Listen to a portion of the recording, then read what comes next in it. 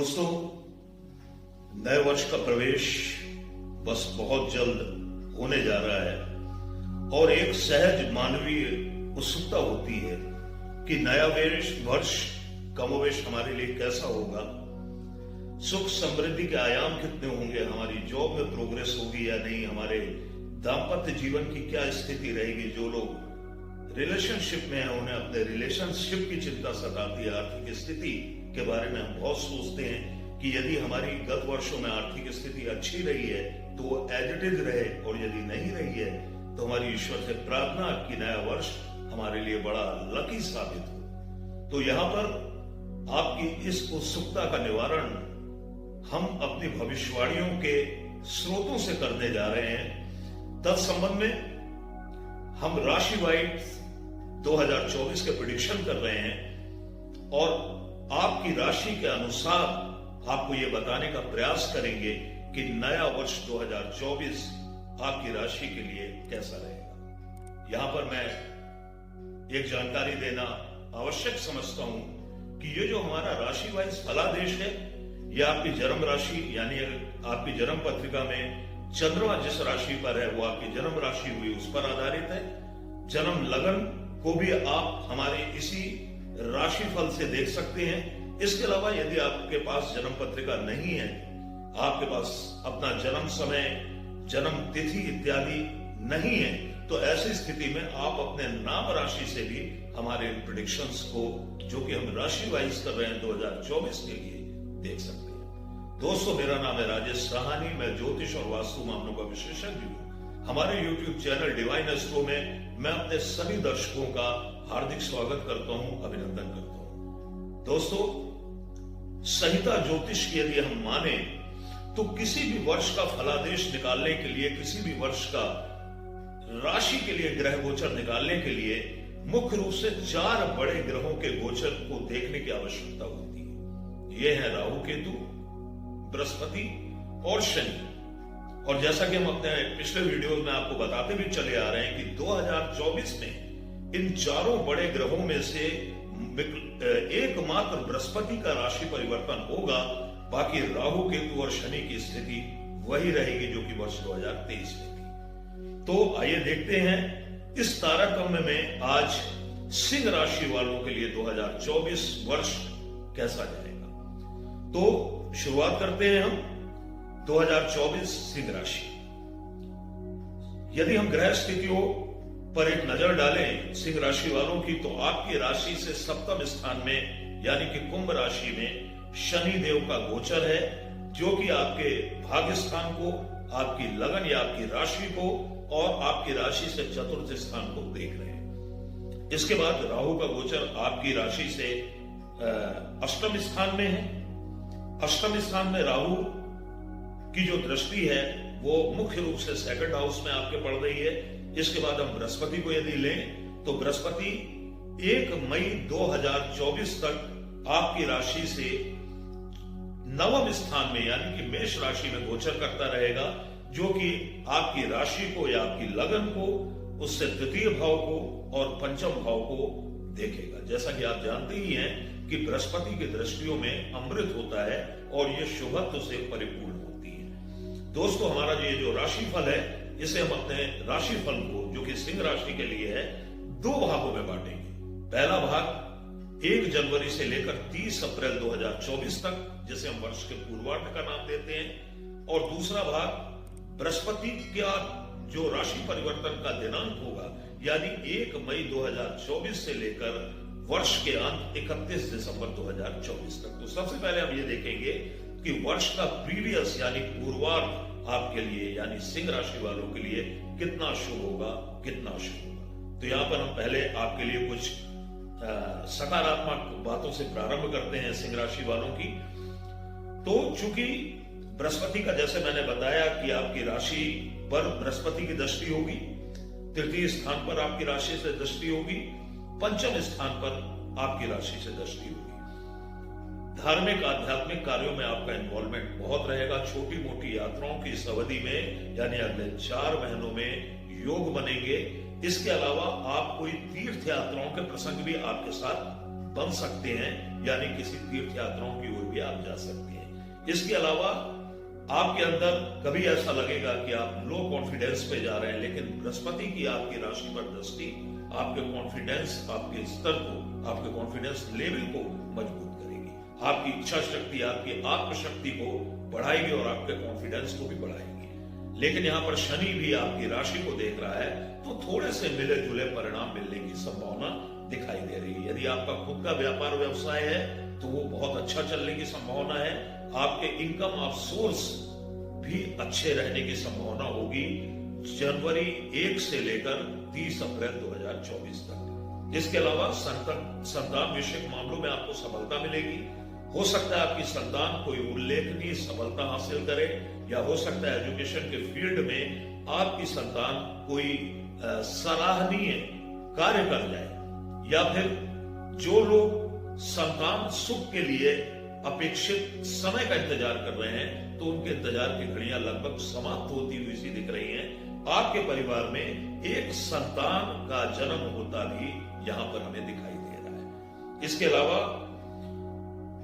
जो आपकी आर्थिक स्थिति है वो थोड़ी सी डामाडोल हो सकती है, लेकिन यहां पर राहु की दृष्टि द्वितीय भाव पर होने से आपको अचानक और आकस्मिक धन लाभ की प्राप्ति भी हो सकती है। जैसा कि हम आपको बताते आ रहे हैं, आपका राहु और केतु के मैटर में कि राहु आपका अष्टम भाव में शुभ नहीं है, शनि आपका सप्तम भाव में शुभ नहीं है, लेकिन बृहस्पति आपका नवम भाव में शुभ है अगले 4 महीनों के लिए।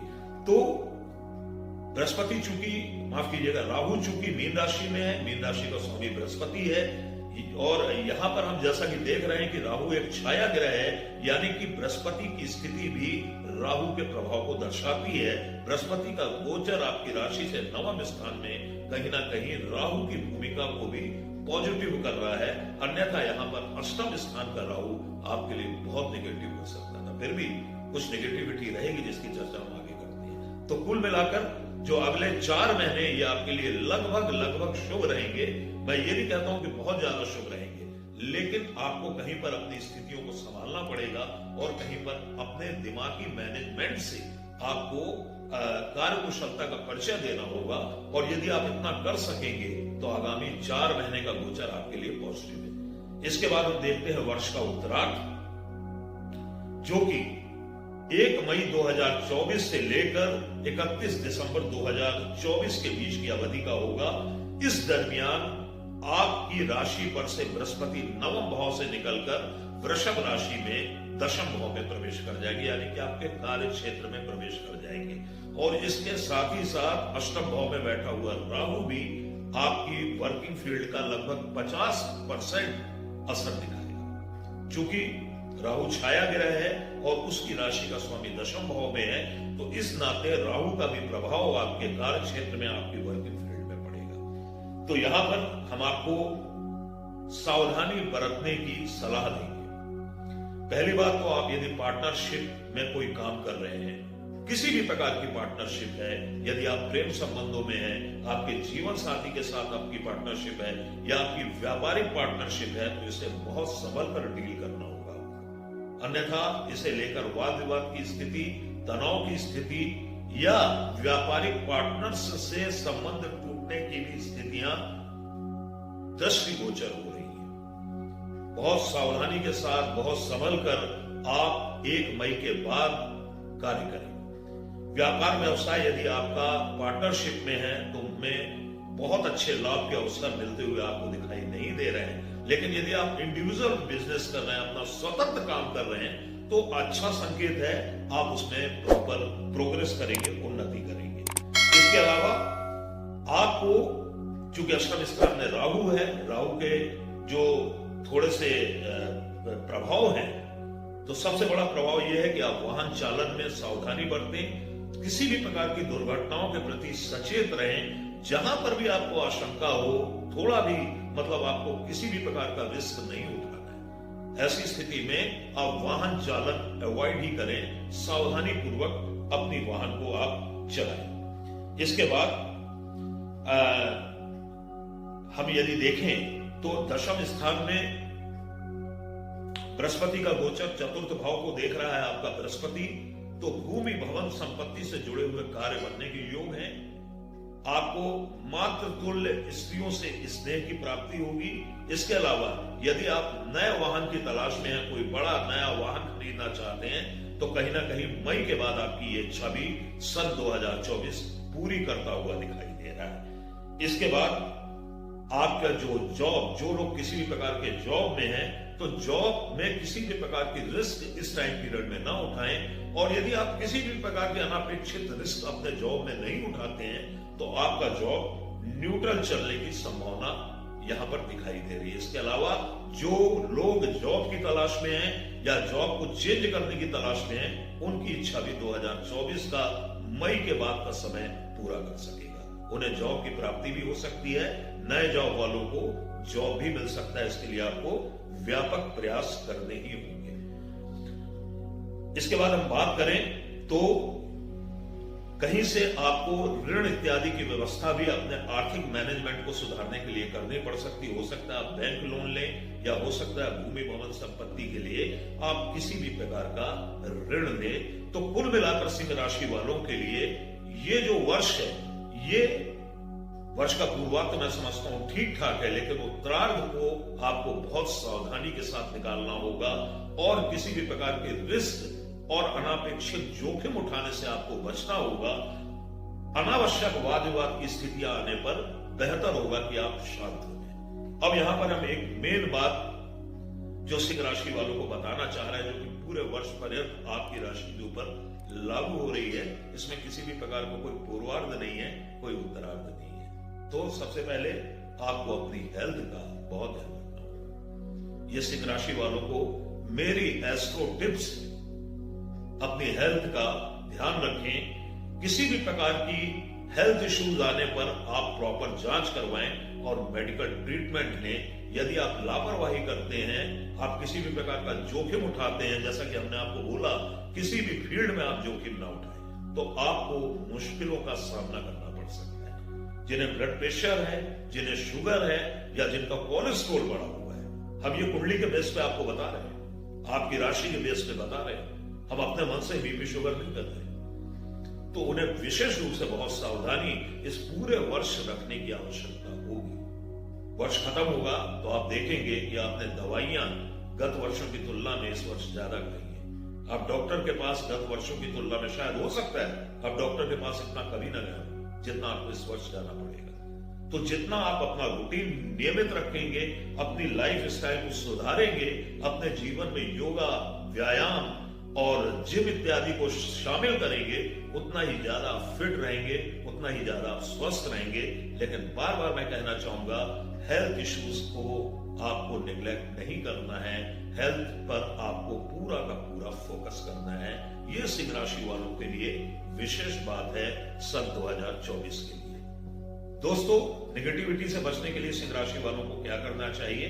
यहां पर हम देख रहे हैं आपके लिए सबसे ज्यादा अनिष्टकारी ग्रह यदि कोई बन रहा है तो वो है अष्टम भाव में बैठा हुआ राहु। क्या किया जा सकता है? तो इसके लिए सबसे अच्छा तरीका है कि बुधवार के दिन आप जो सफाई कर्मचारी होते हैं उन्हें कुछ दान अवश्य दें। धीरे धीरे आप देखेंगे कि राहु आपका लेवल पे आ रहा है। कुछ दान दे दें, या उन्हें कोई वस्त्र दे दें, या उनसे पूछ लें कि तुम्हें किस चीज की जरूरत है, और उनकी जरूरतों को किसी भी प्रकार से आप पूरा करें।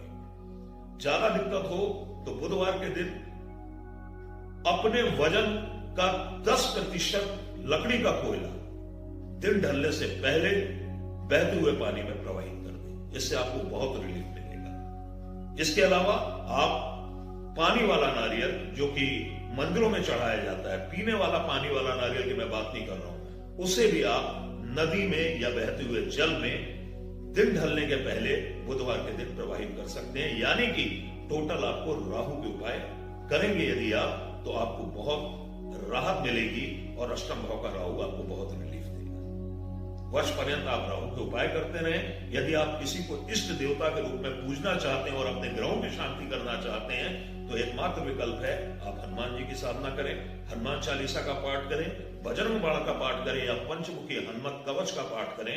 फिजिकली आपको बहुत सकारात्मक परिणाम इन चीजों के प्राप्त होंगे। दोस्तों, हमारा ये वीडियो कैसा लगा हमें जरूर बताइएगा। अगले वीडियो में कन्या राशि के साथ हम बहुत जल्द आपसे मिलते हैं। तब तक के लिए राधे राधे, जय श्री कृष्ण।